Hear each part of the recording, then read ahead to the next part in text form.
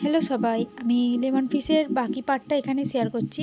এখানে গোটা জিরা, মৌরি, গোলমরিচ, লবঙ্গ, এলাচ দিয়ে একটু গরম করে পাউডার বানিয়ে নিলাম। অন্যদিকে প্যানে আমি তেল দিয়ে দিয়েছি। এবার মাছের যে ম্যারিনেশান ছিল সেখান থেকে মশলাগুলো একটু সরিয়ে মাছগুলো আমি গরম তেলে দিয়ে দিচ্ছি। দুই দিক ভালোভাবে ফ্রাই করে নেব। ফ্রাই করা হয়ে গেছে। ওই একই তেলে আমি যে মশলা রেখেছিলাম সেটি দিয়ে দিলাম।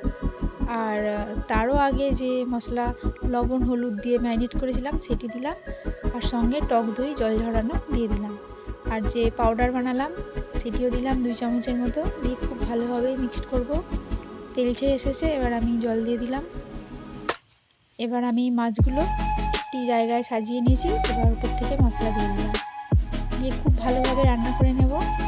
ঢাকা খুলে রান্না করব, তারপর আঁচ বন্ধ করে রেসিপি রেডি।